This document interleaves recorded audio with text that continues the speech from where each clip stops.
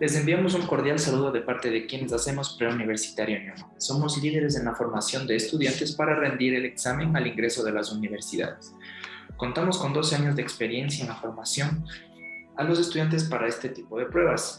Contamos con cursos que sirven para el ingreso a las universidades privadas, como lo son la San Francisco, la UTLA, la UID, la Católica, y también para el ingreso a las universidades privadas con la aplicación de esta nueva prueba llamada Transformar. ¿Sí?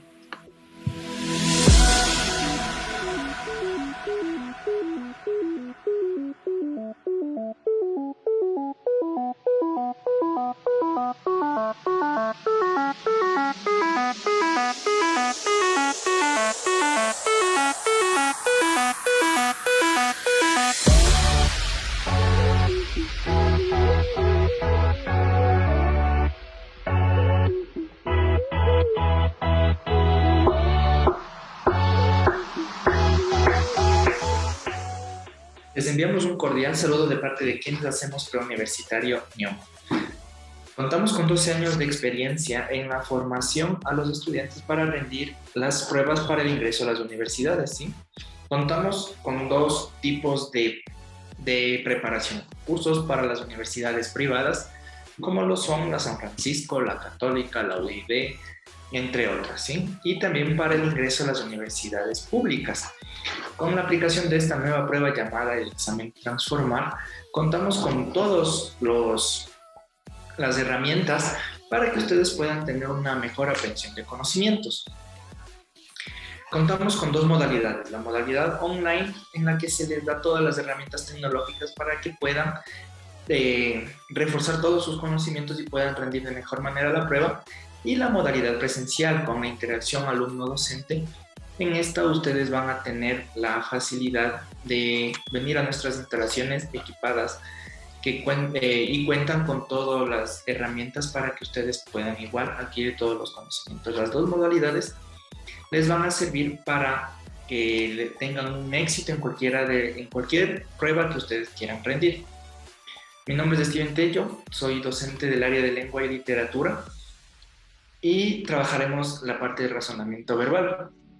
Por la parte de razonamiento numérico contamos con ingenieros graduados en la Escuela Politécnica Nacional y con la capacitación necesaria para poder transmitir sus conocimientos. El día de hoy les vamos a dar una clase muy breve acerca de lo que es el término excluido,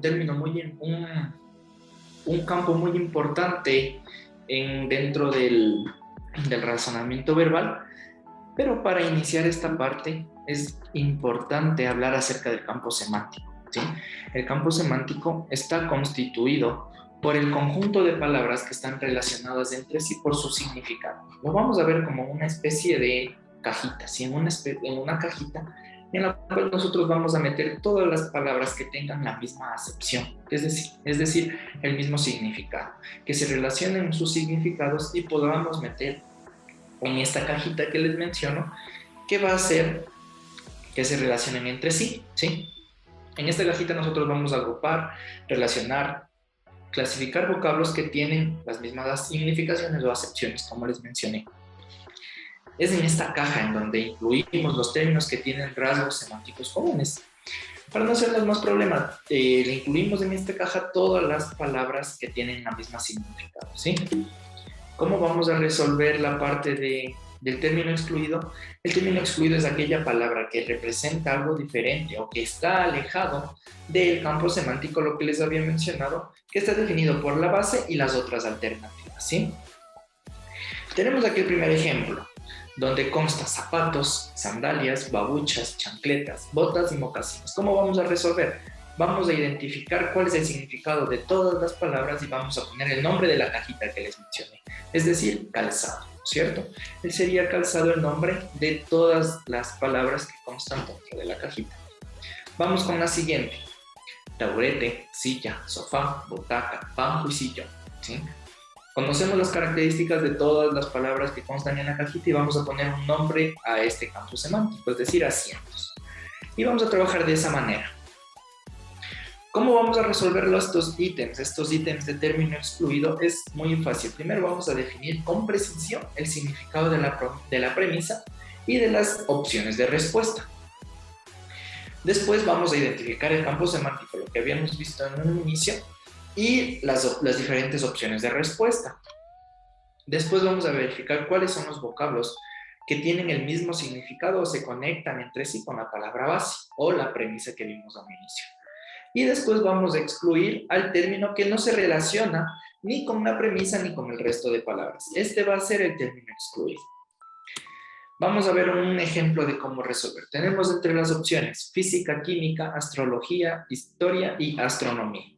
Sabemos el significado de todas las opciones de respuesta, pero debemos poner un nombre al campo semántico. En este caso son ciencias, ¿no es cierto?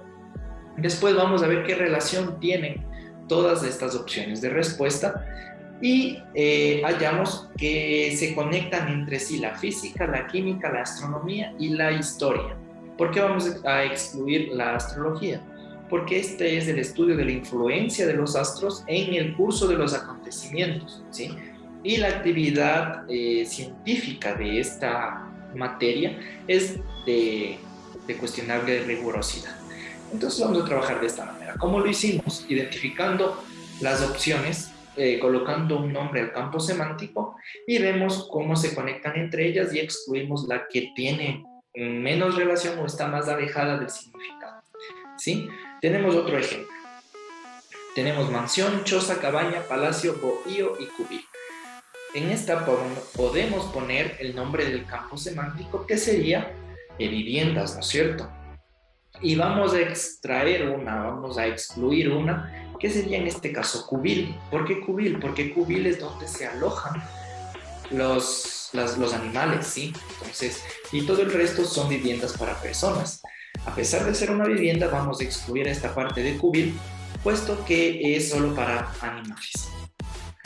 Vamos con otra parte, que cómo vamos a identificar el término excluido. Existen varios criterios para identificar un término excluido. ¿Cuáles son estos? Tenemos 3. Primero, no pertenecer al campo semántico, como les había mencionado. Luego va a ir que no va a pertenecer a la misma clase de palabra. Y finalmente no tener el mismo grado de intensidad, ¿sí? Entonces tenemos un campo semántico que es la cajita que les mencioné, no tener la misma clase de palabras que se refiere a la categoría gramatical, que es la función de la palabra, ¿no es cierto?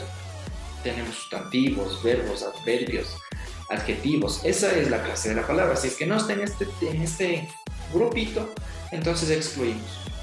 Y el grado de intensidad, que también es muy importante. Tenemos un ejemplo: abrigo, camisón, casaca, reloj y chompa. Esto por campo semántico vamos a excluir reloj, puesto que es un accesorio, ¿sí?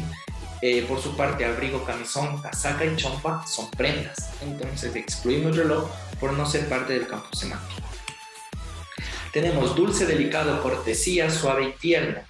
Todos son adjetivos, ¿no es cierto? A excepción de cortesía, que no lo es. Por lo tanto, excluimos cortesía por no estar dentro del campo, de este campo que serían adjetivos. Y finalmente tenemos este ejemplo que es balbucear, susurrar, murmurar, cuchichear y gritar.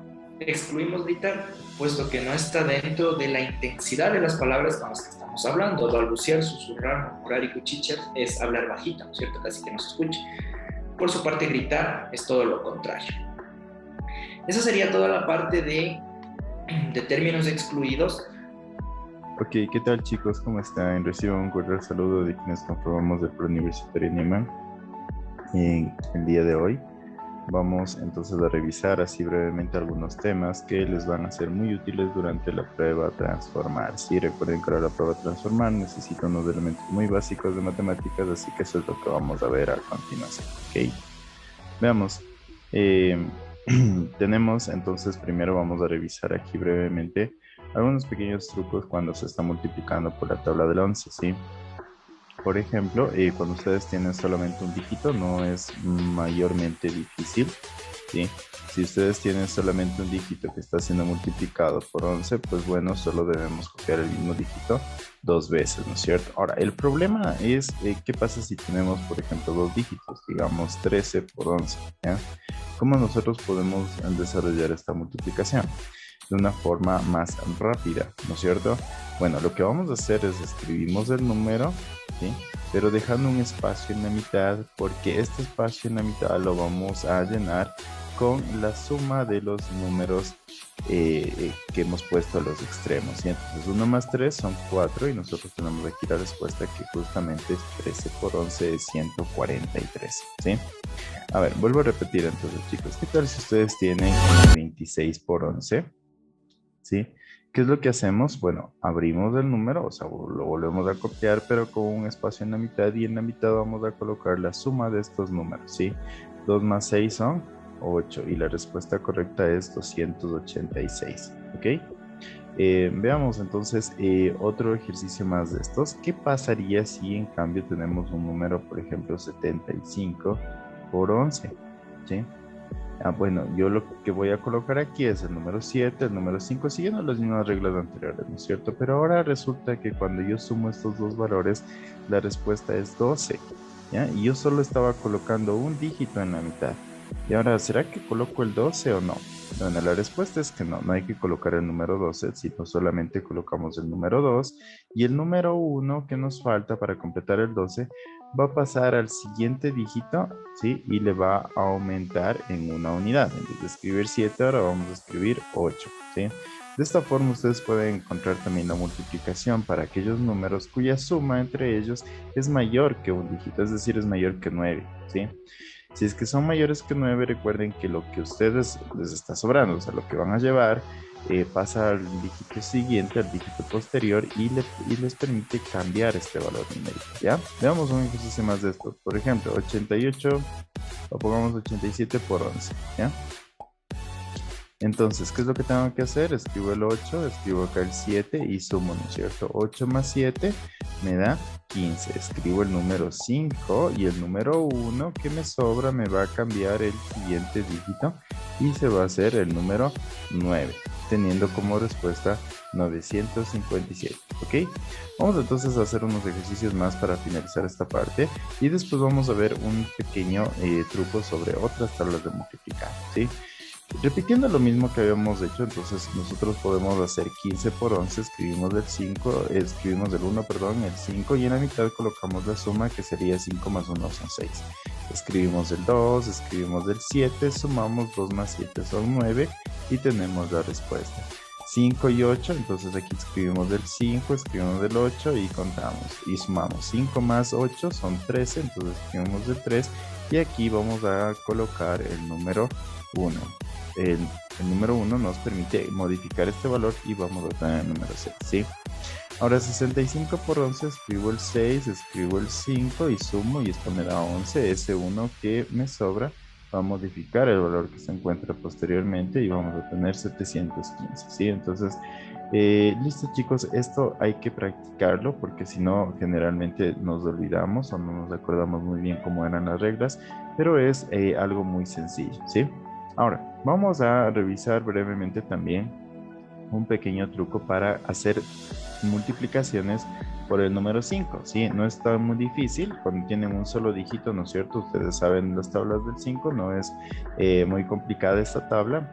Por ejemplo, 5 por 5, 25, 7 por 5, 30 y 5, ¿no es cierto? ¿Ya?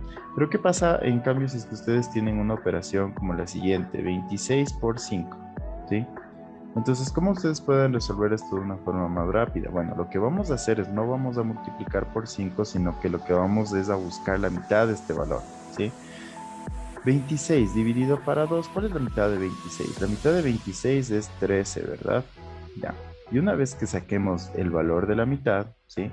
Lo que vamos a hacer es vamos a multiplicarle por 10, ¿sí? Entonces vamos a aumentar aquí un 0 en este caso porque 13 por 10 solo hay que aumentar un 0 y tendríamos 130. Y esta es la respuesta correcta, ¿sí? Vamos con otro ejercicio, ¿ya? Por ejemplo, 34, ¿sí? 34 por 5. ¿Qué es lo que tengo que hacer entonces? Busco la mitad de 34. ¿Cuál es la mitad de 34?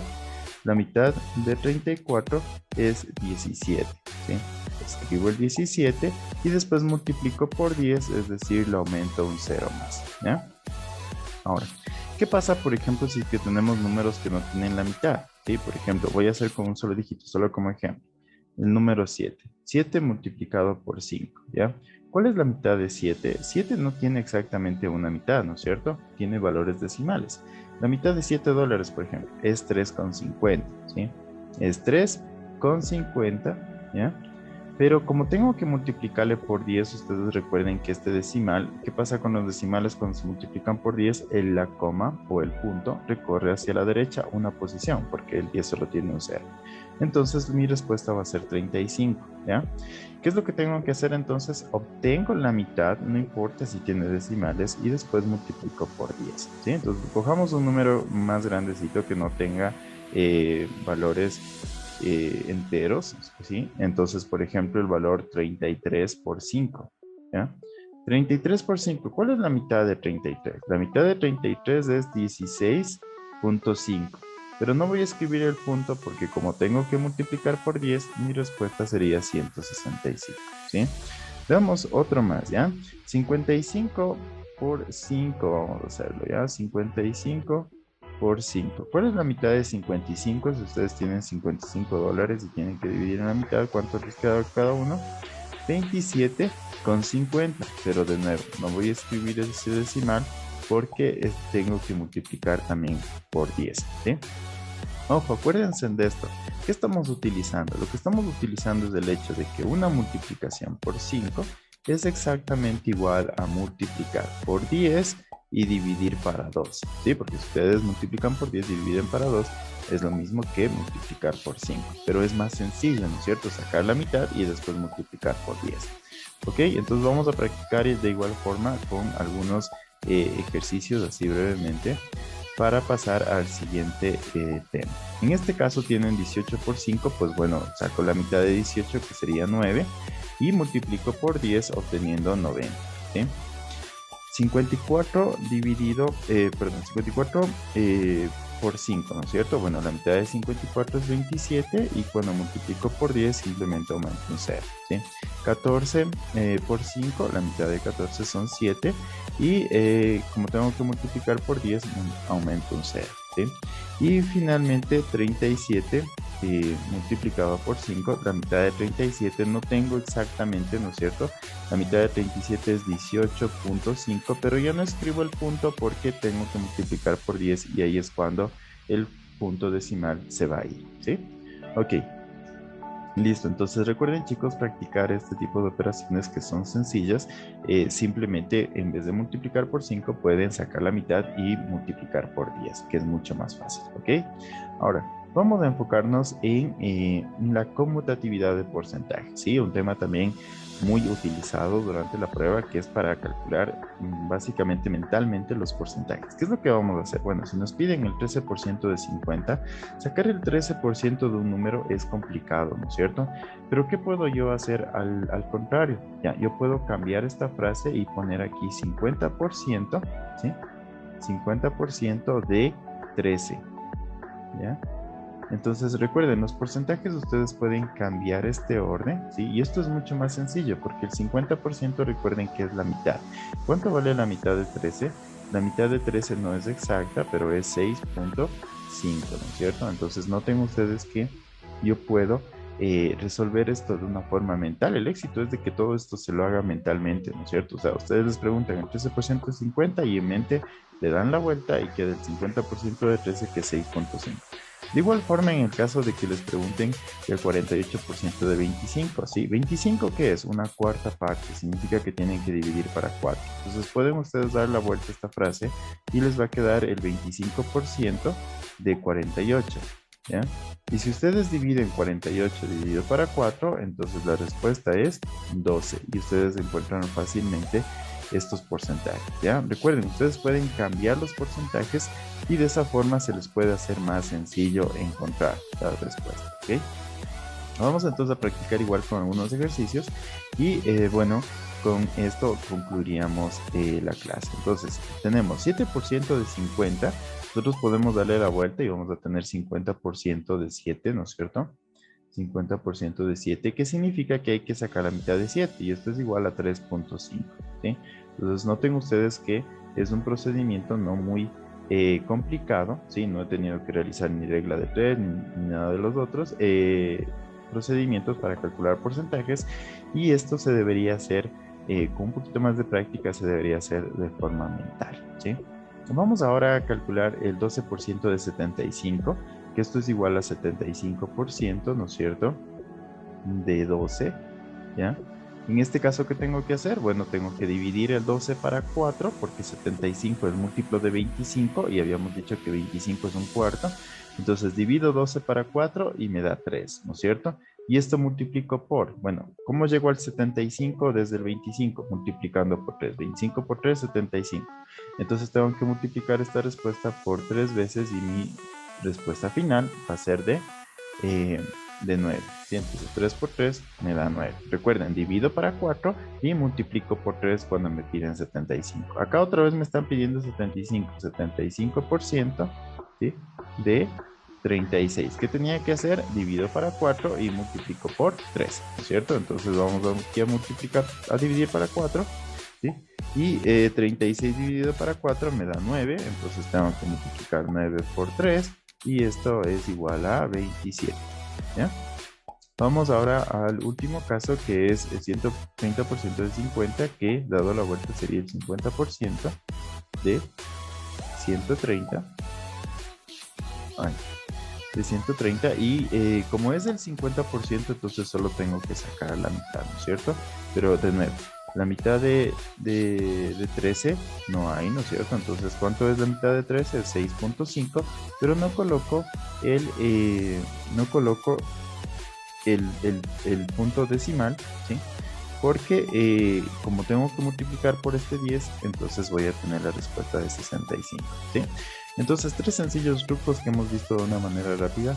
Espero que les haya gustado y bueno, les esperamos. Trabajamos con un sinnúmero de herramientas tecnológicas que les va a servir a ustedes para una mejor aprehensión de conocimientos. Contamos con nuestra propia plataforma virtual en donde los profesores subimos constantemente todo el material que estamos utilizando dentro del aula de clase, para que el conocimiento no se quede solamente dentro de las aulas, sino que también salga a que puedan reforzar en su casa, en su colegio. Hay gente que trabaja, que puedan un momentito entrar al aula virtual y lean cómo es que nos estamos nosotros manejando. De la misma manera contamos con talleres para que exista esta actividad asincrónica, que no solamente estén con nosotros, sino que también trabajen fuera del horario de clases, que es muy beneficioso para todos ustedes. A continuación les voy a dejar un link en la parte de la descripción del video donde puedan hacer un taller acerca de esta parte de trabajo de Squid. Ustedes pueden entrar a este link y podrán realizar el taller de parte del término Squid. A continuación va a ir la ingeniera Vero, ¿sí? Ella les va a dar esta parte del razonamiento numérico que estará a cargo de ustedes. Muchas gracias y que les esperamos acá en nuestros cursos.